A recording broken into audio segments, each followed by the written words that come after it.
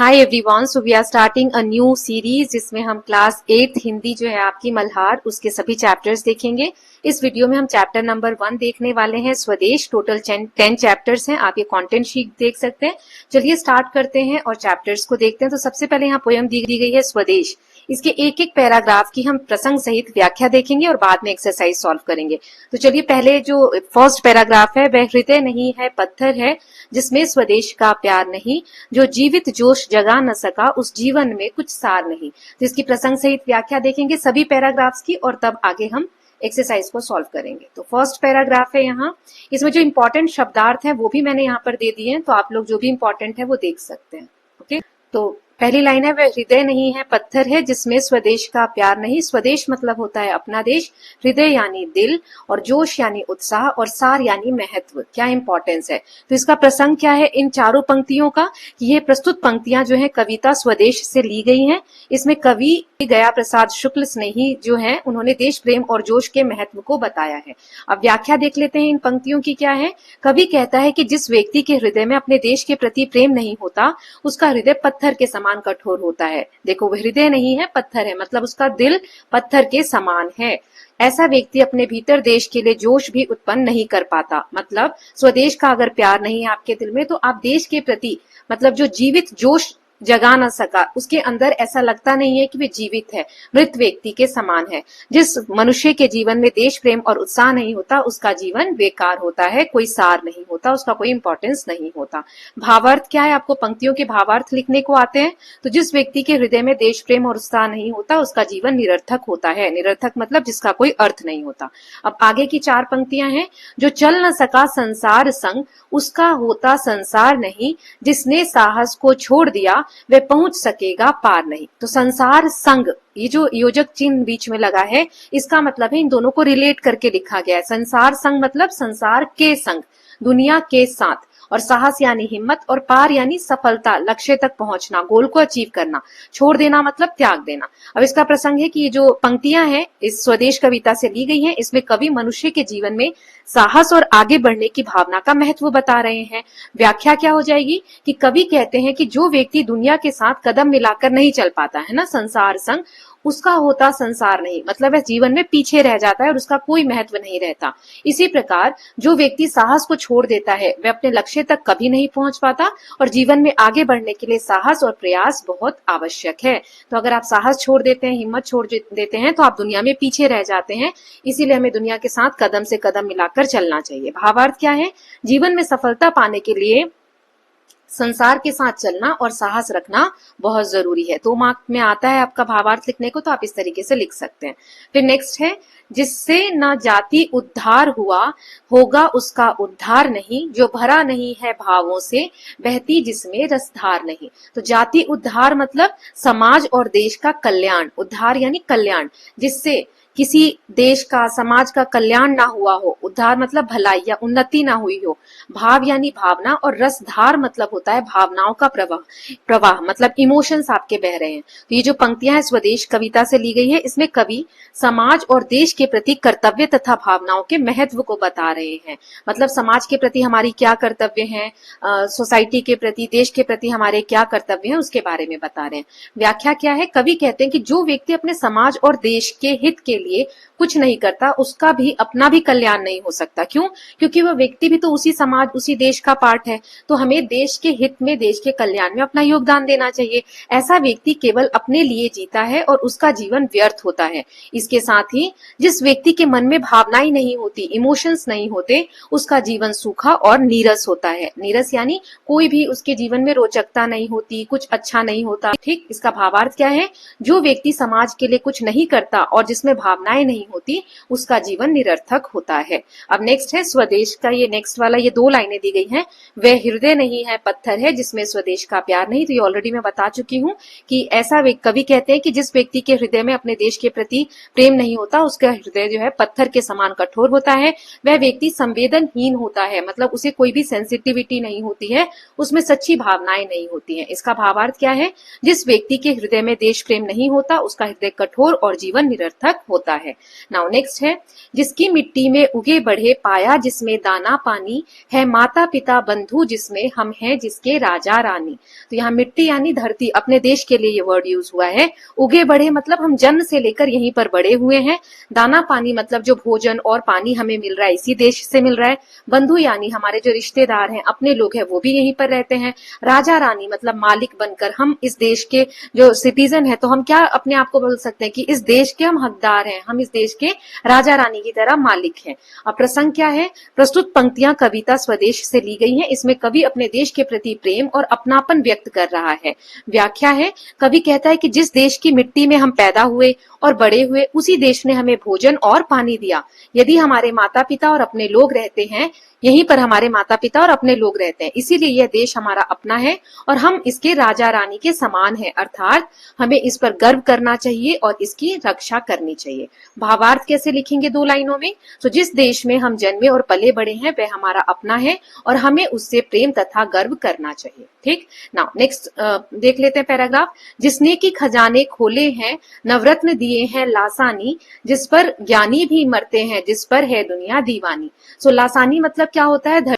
यहाँ ये लासानी वर्ड है, टाइपिंग मिस्टेक है, इसको करेक्ट कर लीजिएगा। इसका मैं मीनिंग यहाँ लिख देती हूँ। लासानी मतलब होता है अद्वितीय, मतलब जिसके जैसा कोई ना हो, अतुलनीय। ठीक है, अद्वितीय, इसको आप करेक्ट कर लीजिएगा, ये मत लिखना, ये गलत हो गया है। तो इसका लासानी मतलब होता है अद्वितीय, जिसके जैसा कोई ना हो, और ज्ञानी मतलब बुद्धिमान लोग, दीवानी मतलब प्रेम करने वाला या आकर्षित करने वाला, हित यानी भलाई या कल्याण, खजाने मतलब धन संपत्ति, नवरत्न मतलब होता है नौ, नव मतलब नौ, और रत्न यानी बहुमूल्य, जो कीमती यहाँ पर रत्न होते हैं या अमूल्य वस्तु होती है, उसके लिए कहा गया है। प्रसंग क्या है कि ये पंक्तियां जो है कविता स्वदेश से ली गई हैं। इसमें कवि अपने देश की महानता और समृद्धि का वर्णन कर रहे हैं। व्याख्या क्या है? कवि कहते हैं कि हमारा देश इतना महान है कि उसने अपने लोगों के लिए अपने खजाने खोल दिए हैं। जो भी हमारे देश के पास है वो हम सबका है। उन्हें अनेक अमूल्य वस्तुएं प्रदान की हैं हमारे देश ने हम लोगों को। यह भूमि इतनी महान और सुंदर है कि ज्ञानी लोग भी इसके लिए अपने प्राण न्यौछावर करने को तैयार रहते हैं और पूरी दुनिया इसके प्रति आकर्षित रहती है। भावार्थ क्या है? हमारा देश बहुत समृद्ध और महान है, इसीलिए सभी लोग उससे प्रेम करते हैं और हमें भी उस पर गर्व करना चाहिए। नाउ नेक्स्ट है, उस पर है नहीं पसीजा जो, क्या है वह भूखा भार नहीं। पसीजा मतलब कि दया आ जाना, भावुक हो जाना। निश्चित है, निसंशय निश्चित है, जान एक दिन जाने को। भू यानी पृथ्वी, भार यानी बोझ, निसंशय मतलब बिना संदेह, और जान यानी जीवन। तो ये जो पंक्तियां हैं स्वदेश कविता से ली गई हैं। इसमें कवि देश के प्रति संवेदनशीलता और जीवन की सच्चाई को बता रहे हैं। तो व्याख्या क्या होगी? इसमें कवि कहता है कि जिस व्यक्ति को अपने देश के लिए कोई भावना या दया नहीं आती, वह पृथ्वी पर बोझ के समान है। ऐसा व्यक्ति समाज के लिए उपयोगी नहीं होता। कवि आगे कहता है कि यह निश्चित है कि एक दिन सबको मरना है, इसीलिए जीवन को व्यर्थ नहीं जाने देना चाहिए और देश के लिए कुछ करना चाहिए। भावार्थ क्या है? जो व्यक्ति देश के प्रति संवेदनशील नहीं होता वह समाज पर बोझ होता है, क्योंकि जीवन एक दिन समाप्त तो होना ही है। तो आप जितना अच्छा इस जीवन को बिता सको उतना ही अच्छा है, क्योंकि मृत्यु तो एक दिन होनी ही है काल दीप जलता हरदम, जल जाना है परवानों को, सब कुछ है अपने हाथों में, क्या तोप नहीं तलवार नहीं। काल द्वीप मतलब समय का दीपक, जीवन के लिए यहाँ काल दीप लिखा गया। हरदम मतलब हमेशा, परवाने यानी पतंगे जो दीपक पर जलते रहते हैं, कीट होते हैं एक तरीके के। जल जाना यानी बलिदान देना, तोप तलवार हथियार के लिए यहाँ पर यूज किया गया है। प्रसंग है कि इसमें कवि जीवन के बलिदान और आत्मनिर्भरता का महत्व बता रहे हैं। कवि कहते हैं कि जीवन रूपी दीपक हमेशा जलता रहता है, और जैसे परवाने दीपक पर जलकर बलिदान दे देते हैं, वैसे ही मनुष्य को भी आवश्यकता पड़ने पर देश के लिए बलिदान देने को तैयार रहना चाहिए। परवाना यानी जब दिया जलाते हैं तो आप देखते होंगे कि एक कीड़ा होता है जिसे पतिंगा बोलते हैं या परवाना बोलते हैं, तो वो उसके पास जाकर जल जाता है ना। सो कवि आगे कहते हैं कि हमारे पास सब कुछ करने की शक्ति है, हमें किसी बाहरी हथियार की आवश्यकता नहीं है। अगर आप मन से जीतना चाहते हैं, मन से देश के लिए कुछ करना चाहते हैं, तो सब आपके हाथों में ही है। है, आपको तलवार या किसी हथियार की जरूरत नहीं है। तो भावार्थ है, मनुष्य अपने देश के लिए बलिदान देने के लिए तैयार रहना चाहिए और अपनी शक्तियों पर उसे विश्वास रखना चाहिए। अब लास्ट में ये दिया गया है, फिर से ये मैं बता चुकी हूँ, वह हृदय नहीं है पत्थर है जिसमें स्वदेश का प्यार नहीं। सो गया प्रसाद शुक्ल स्नेही जी द्वारा ये लिखा गया है। ये ऑलरेडी मैं समझा चुकी हूँ कि जिस व्यक्ति के हृदय में अपने देश के प्रति प्रेम नहीं होता, उसका हृदय पत्थर के समान कठोर होता है। ऐसा व्यक्ति संवेदनहीन होता है, उसमें सच्ची भावनाएं नहीं होती। इसका भावार्थ है, जिस व्यक्ति के हृदय में देश प्रेम नहीं होता, उसका हृदय कठोर और जीवन निरर्थक होता है। अब हम इसके बाद यहाँ पर कवि का परिचय देख लेते हैं और फिर एक्सरसाइज। ओके, चलिए रीड करते हैं। तो स्वदेश कविता के रचयिता हैं गया प्रसाद शुक्ल स्नेही जी। हिंदी के उन कवियों में से वे एक हैं जिन्होंने ब्रज भाषा में कविता लिखना प्रारंभ कर खड़ी बोली के श्रेष्ठ कवियों में अपना स्थान बनाया। उनका जीवन समय यहाँ पर दिया हुआ है। उनका जन्म उत्तर प्रदेश के उन्नाव जनपद में हुआ था। उन्होंने स्वयं कहा, सरकारी नौकरी के कारण स्नेही के अतिरिक्त मुझे दूसरा उपनाम त्रिशूल रखना पड़ा। राष्ट्र प्रेम की कविताओं के साथ साथ उन्होंने किसान, मजदूर, सामाजिक कुरीतियों आदि विषयों पर भी प्रभावकारी कविताएं लिखी हैं। त्रिशूल, तरंग, राष्ट्रीय मंत्र, कृषक क्रंदन इनकी उल्लेखनीय रचनाओं में से एक है। तो उन्होंने बहुत सारी देशभक्ति, जो राष्ट्र प्रेम होता है, उसके ऊपर कविताएं लिखी। उनके टॉपिक में फार्मर्स के ऊपर, मजदूर जो होते हैं, श्रमिक होते हैं, उनके ऊपर, जो समाज में कुरीतियां हैं, जो अच्छे चलन नहीं है, उसके विरोध में उन्होंने बहुत सारी कविताएं लिखी हैं। तो इससे उनका राष्ट्र प्रेम झलकता है और वो खड़ी बोली के एक बहुत ही स्थापित, या कह सकते हैं कि बहुत ही श्रेष्ठ कवियों में से एक माने जाते हैं। ओके, अब पाठ से आइए अब इस कविता को थोड़ा और विस्तार से समझते हैं। नीचे दी गई गतिविधियां इस कार्य में आपकी सहायता करेंगी।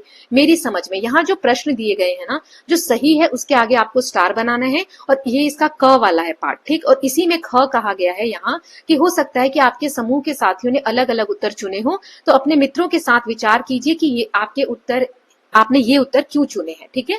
तो मैं साथ ही साथ कारण भी देते चलूंगी। पहला है, वह हृदय नहीं है पत्थर है इस पंक्ति में हृदय के पत्थर होने से क्या मतलब है?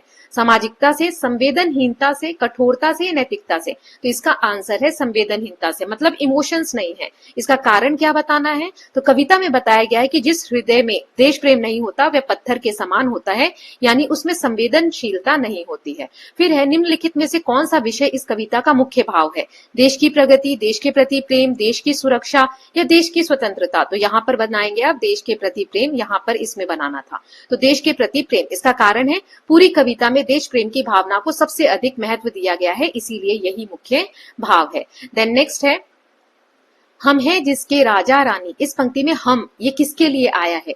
देश के प्राकृतिक संसाधनों के लिए, देश की शासन व्यवस्था के लिए, देश के समस्त नागरिकों के लिए, देश के सभी प्राणियों के लिए। तो ये वाला आंसर है। सिटीजन मैंने आपको बताया भी था, सभी नागरिकों के लिए। इसका कारण क्या है?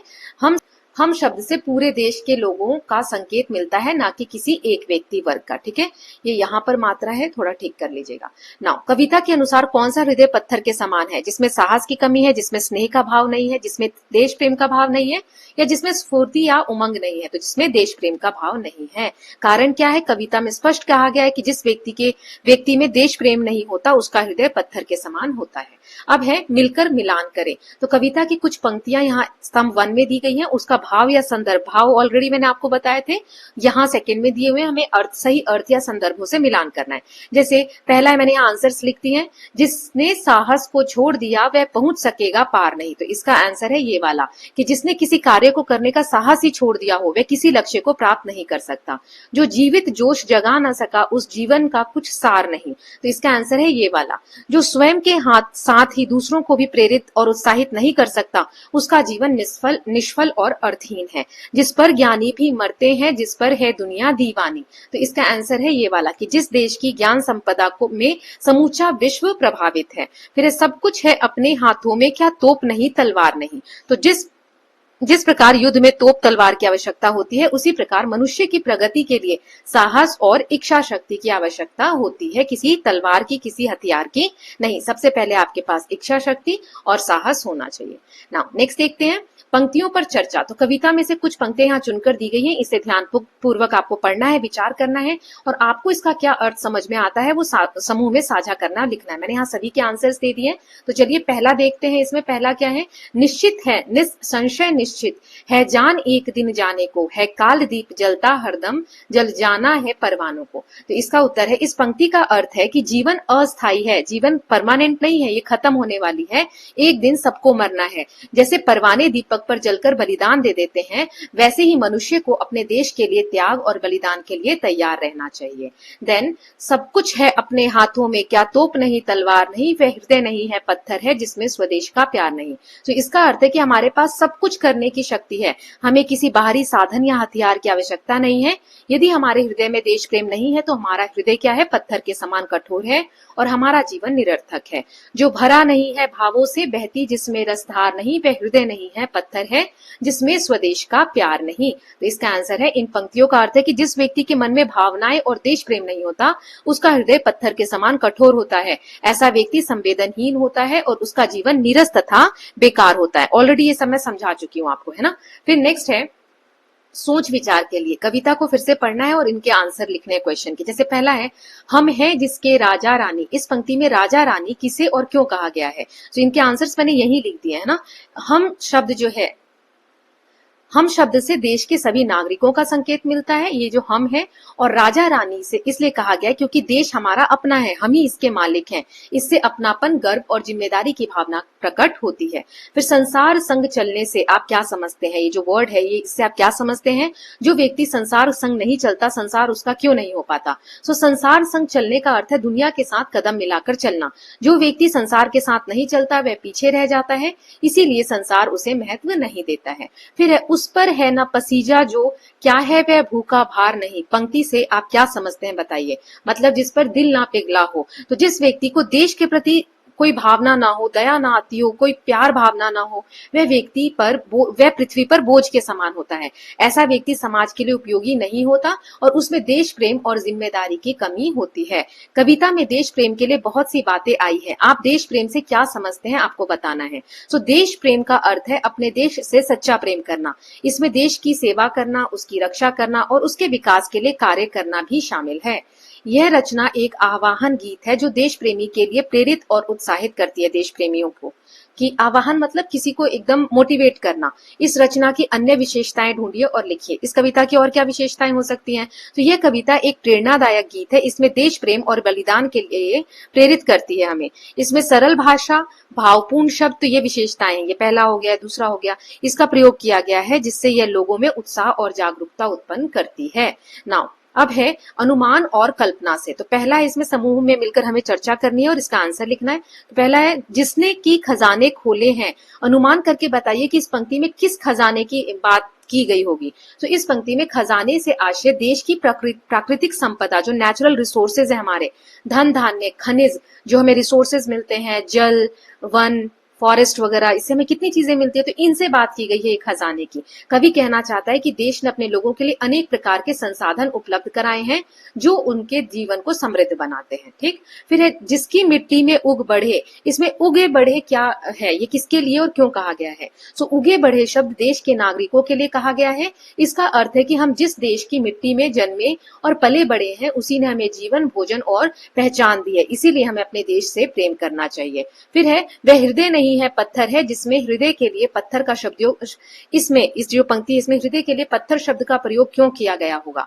सो हृदय के लिए पत्थर शब्द का प्रयोग इसलिए किया गया है क्योंकि पत्थर कठोर और भावनाहीन होता है। उसी प्रकार, मतलब पत्थर में कोई इमोशंस नहीं होते, उसी प्रकार जिस व्यक्ति में देश प्रेम नहीं होता उसका हृदय भी कठोर और संवेदनहीन माना गया है।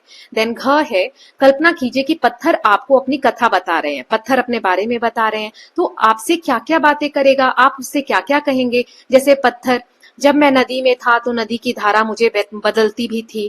तो इस तरीके से कन्वर्सेशन के फॉर्म में लिखना है। तो यदि अपनी पत्थर जो है अपनी कथा बताए तो वह कहेगा कि वह पहले प्रकृति का हिस्सा था, नदियों और पहाड़ों में रहता था। वह मनुष्य को यह भी बताएगा कि उसने समय के साथ बहुत परिवर्तन देखे हैं और मनुष्य को प्रकृति और देश की रक्षा करने की सलाह देगा। फिर है, देश प्रेम की भावना देश की सुरक्षा से ही नहीं बल्कि संरक्षण से भी जुड़ी होती है, मतलब उसको हमें प्रोटेक्ट भी करना चाहिए। अनुमान करके बताइए कि देश की किन किन संसाधनों या वस्तु आदि को संरक्षण की आवश्यकता होती है और क्यों? संरक्षण मतलब क्या होता है कि हम उसे सेव कर रहे हैं, उसको नुकसान नहीं पहुंचा रहे। तो ऐसा नहीं है कि आप लड़ाई करके ही देश की सेवा कर सकते हो। जो देश की धरोहर है, अगर हम उसको प्रोटेक्ट करते हैं तो भी हम देश की सेवा ही कर रहे होते हैं। जैसे यहाँ पे उत्तर में लिखा है, देश के संसाधन है जल, नदियां, उसे हम प्रदूषित ना करें तो भी देश की सेवा है। वन, जंगल, जंगलों की कटाई ना करें, हम उसकी देखभाल करें, पेड़ पौधे लगाएं, ये भी देश की सेवा है। भूमि, धरती को पॉल्यूटेड ना करें, खनिज, मिनरल रिसोर्सेज, वन्य जीव आदि सभी शामिल है देश के संसाधन में। तो इसकी रक्षा आवश्यक है क्योंकि ये हमारे जीवन के लिए जरूरी है और देश की उन्नति तथा भविष्य इन्हीं पर निर्भर करता है। ठीक, अब है नेक्स्ट कविता की रचना। तो यहाँ क्या कहा गया है, पोयम दी गई है, जिसकी मिट्टी में उगे बढ़े पाया जिसमें दाना पानी, है माता पिता बंधु जिसमें हम है उसके राजा रानी। तो इसके अंतिम शब्दों को आप ध्यान से पढ़िए। देखिए, उगे बढ़े, दाना पानी, बंधु जिसमें, राजा रानी। तो इसमें दाना पानी, राजा रानी, इसमें देखो ये अंतिम ध्वनि एक जैसी है, दाना पानी, राजा रानी। बढ़े जिसमें, तो इस विशेषता को तुक मिलना कहते हैं कि एक जैसा बोलने में लग रहा है, दाना पानी, राजा रानी, है ना। सो अब नीचे दिए गए प्रश्नों के 5-5 के समूह में मिलकर चर्चा कीजिए और उनके उत्तर लिखिए। जैसे पहला है, शब्दों के तुक मिलाने से कविता में क्या विशेषता पड़ती है। इस तरीके से जो शब्द मैच होते हैं तो इससे क्या विशेष प्रभाव पड़ता है। सो शब्दों के तुक मिलाने से कविता में मधुरता और लय आती है, म्यूजिक जैसा लगता है, लय उत्पन्न होता है। इससे कविता सुनने और पढ़ने में आकर्षक लगती है तथा पाठक पर इसका अच्छा प्रभाव पड़ता है। फिर एक कविता को प्रभावशाली बनाने के लिए क्या क्या प्रयोग किया गया है। सो इससे कवि ने सरल और सहज भाषा का प्रयोग किया है। इसमें तुकांत, तुक मिलने वाले शब्दों का भावपूर्ण अभिव्यक्ति दिखाई गई है। देश प्रेम से जुड़े हुए विचारों का उपयोग किया गया है, जिससे कविता प्रभावशाली और प्रेरणादायक बन गई है। ठीक, नाउ नेक्स्ट है, आपकी कविता देश प्रेम से जुड़े अपने विचारों को आधार बनाते हुए कविता को आप आगे बढ़ाइए खुद से। वह हृदय नहीं है पत्थर है जिसमें स्वदेश का प्यार नहीं। तो इसको आगे आप लिख सकते हो, बहुत सारी लाइनें मैंने दे दी हैं, आपको इसी 2 लाइनें आपको बतानी है। देश के लिए जो जीता है उसका जीवन बेकार नहीं, मिट्टी जिसकी सोना जैसी उसमें खुशियां अपार भरी, उसकी सेवा करना अपना सबसे बड़ी जिम्मेदारी। कुछ भी आप लिख सकते हैं। ठीक है ना। भाषा की बात, तो शब्द से जुड़े शब्द, नीचे दिए गए रिक्त स्थानों में स्वदेश ये जो शब्द है इससे मिलते जुलते शब्द जो है, जुड़े हुए शब्द अपने समूह में चर्चा करके लिखिए। फिर मित्रों के साथ अपनी सूची को साझा भी कर सकते हैं। तो देखो इसमें आप फिल कर लोगे स्वदेश, मातृभूमि, स्वदेश से मिलते जुलते शब्द है ना। मातृभूमि लिखोगे एक में देश लिखोगे, भारत भी लिख सकते हो, अपने देश की बात कर रहे हैं हम। राष्ट्र, जननी, भूमि, वतन, धरती, माँ, ठीक है, हम अपने देश को माँ भी बोलते हैं। तो इस तरीके से लिख सकते हो ना। नेक्स्ट है ख वाला, देखते हैं, विराम चिन्हों को समझे। जो चल न सका संसार संग, यहाँ पर देखो, फिर रसधार, दाना पानी, माता पिता, राजा रानी, जाति उद्धार, इन दोनों के बीच में, 2 शब्दों के बीच में योजक लगा है। इस चिन्ह को हम क्या कहते हैं, योजक चिन्ह कहते हैं। योजक चिन्ह 2 शब्दों में परस्पर संबंध स्पष्ट करता है। जैसे जाति उद्धार, तो इसका रिलेशन है जाति का उद्धार।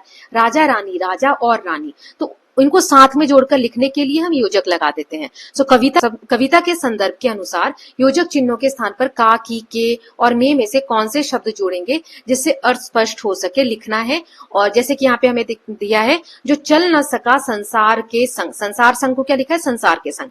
ऐसे ही रसधार को रस की धार, दाना पानी, दाना और पानी। फिर है माता पिता, माता और पिता, यहाँ पे और आ जाएगा, ठीक है, माता और पिता और लिख लीजिएगा।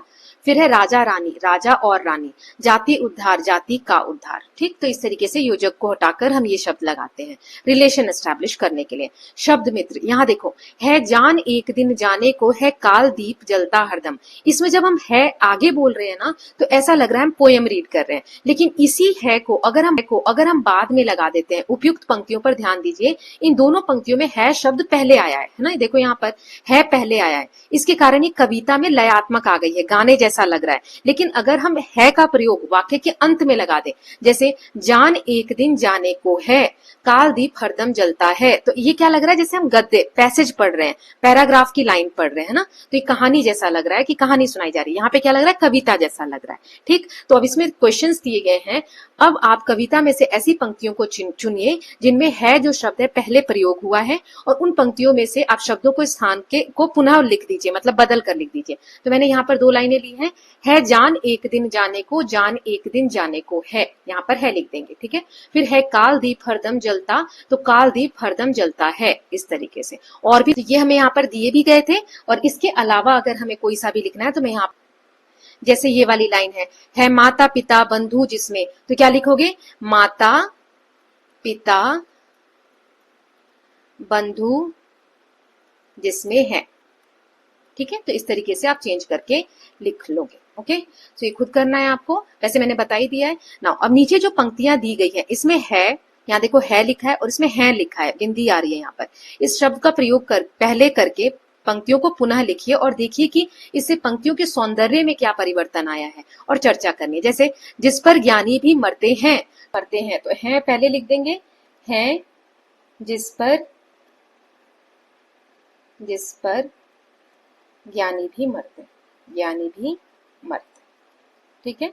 और जिस पर है दुनिया दीवानी, तो है जिस पर दुनिया दीवानी। ठीक है, इसको ऐसे लिखेंगे। तो इस परिवर्तन से क्या हो रहा है और हैं को पहले लाने से पंक्तियों में अधिक जोर और प्रभाव आता है, मतलब और ज्यादा उसकी जो है वैल्यू एक तरीके से बोले बढ़ जाती है और कविता अधिक लयबद्ध लगने लगती है, लिरिकल लगने लगती है, मतलब उसमें हमें म्यूजिक जैसा फील होने लगता है ना। समानार्थी शब्द, यहाँ नीचे आपको कुछ शब्द दिए गए हैं, दिल, पाहन, प्रदीप, धरा, और यहाँ भू, द्वीप, हृदय, तलवार, दुनिया, पत्थर। इनके आपको समानार्थी शब्द कौन से होते हैं? मिलते जुलते, जिनका मीनिंग सेम होता है। तो भू के लिए एक हम ले लेंगे धरती, कहाँ लिखा है? धरा, ये वाला आ जाएगा, धरा नॉट धरती, धरा लिखिएगा।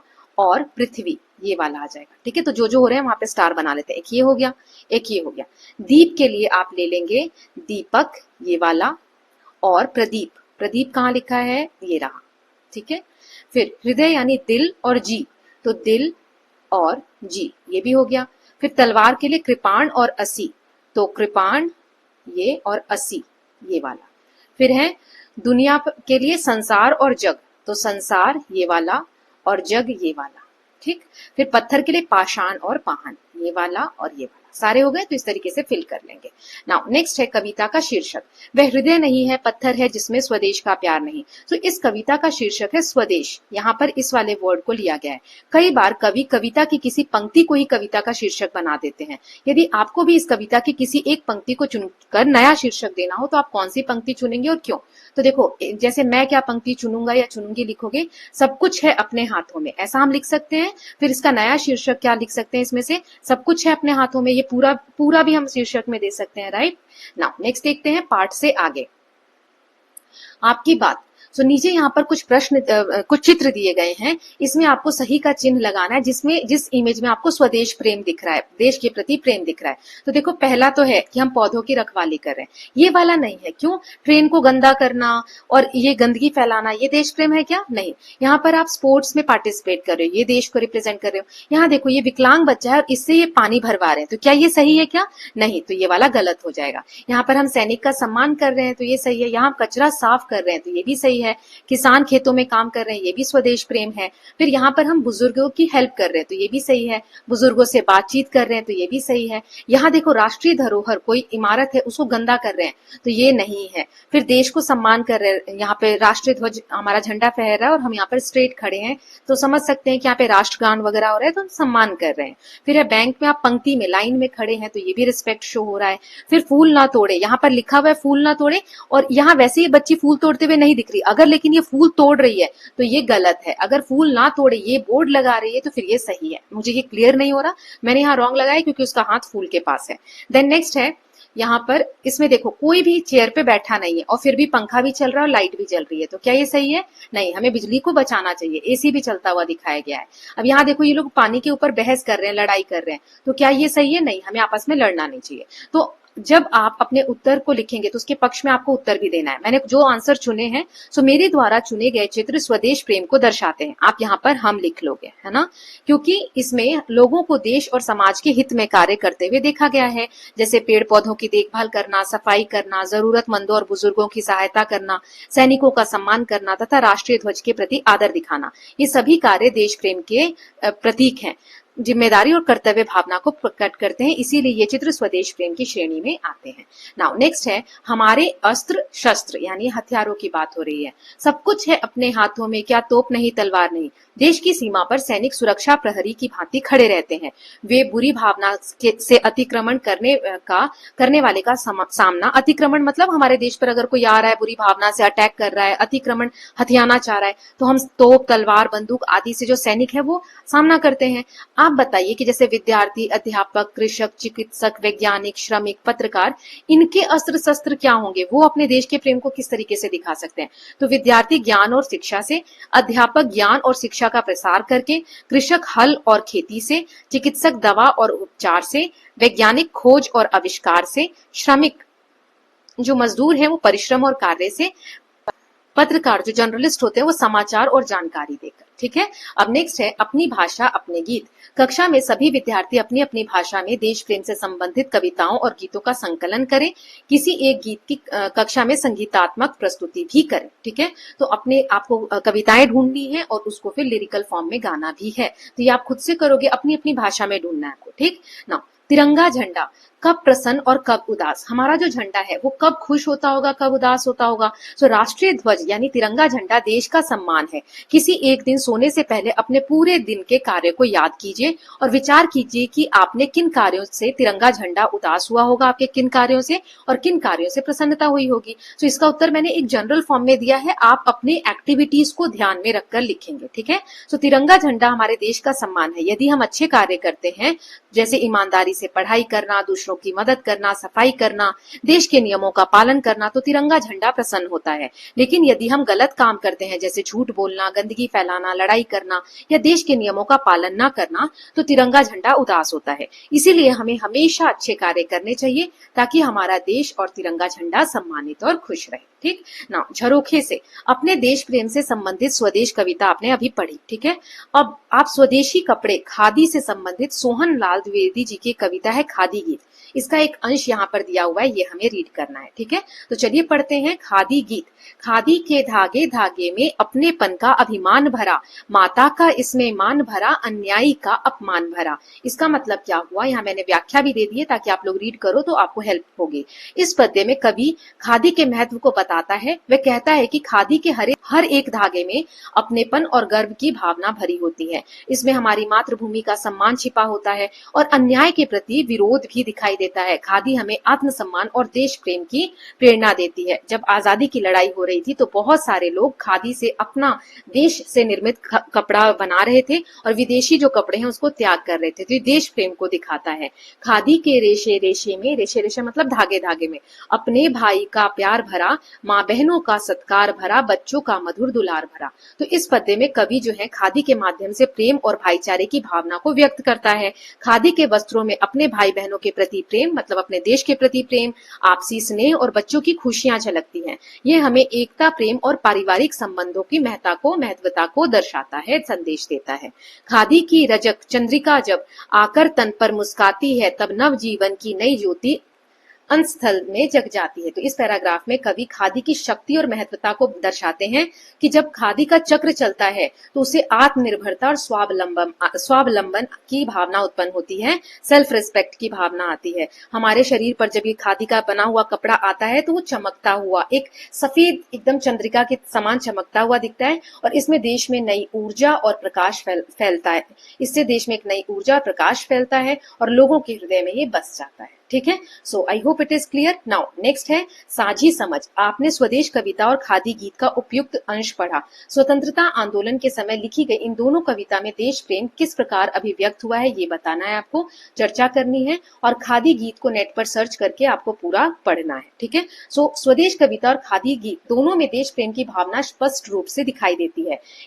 इन कविताओं में देश के प्रति प्रेम, सम्मान और समर्पण को महत्व दिया गया है। स्वदेश कविता में देश के प्रति प्रेम, कर्तव्य और बलिदान की भावना व्यक्त की गई है, जबकि खादी गीत में आत्मनिर्भरता, एकता, स्वदेशी वस्तुओं के महत्व को दर्शाया गया। स्वदेशी मतलब अपने देश की वस्तुओं को। दोनों कविताएं हमें अपने देश से प्रेम करने और उसकी सेवा करने तथा उसके विकास में योगदान देने की प्रेरणा देते हैं। ठीक है, अब पूरी कविता आप खोज कर पढ़ लीजिएगा। और भी कविताएं यहाँ दी गई है खोजबीन के लिए, आप ये सर्च करके पढ़िएगा। सारे जहां से अच्छा, आपने सुना होगा ना, हिंदोस्तां हमारा, हम बुलबुले हैं इसकी, ये गुलसितां हमारा, है ना। और भी यहाँ पर कविता दी गई है, दीवानों की हस्ती और झांसी की रानी। ठीक है, यहाँ पे नीचे स्क्रॉल नहीं हो रहा है, तो ये सब आप रीड करिएगा। तो इसके साथ हमारा चैप्टर 1 फिनिश हो गया है, पूरा हमने अच्छे से देख लिया है। किसी भी बच्चे को इसके नोट्स चाहिए, प्रैक्टिस क्वेश्चन चाहिए, तो आप मुझे व्हाट्सएप पे कनेक्ट कर सकते हैं। व्हाट्सएप का नंबर मैंने डिस्क्रिप्शन बॉक्स में दे दिया है। ओके, सो मिलेंगे सेकंड चैप्टर के साथ। Till then please take care of yourself, keep learning, keep revising and don't forget to subscribe the channel for more such videos. Thank you so much.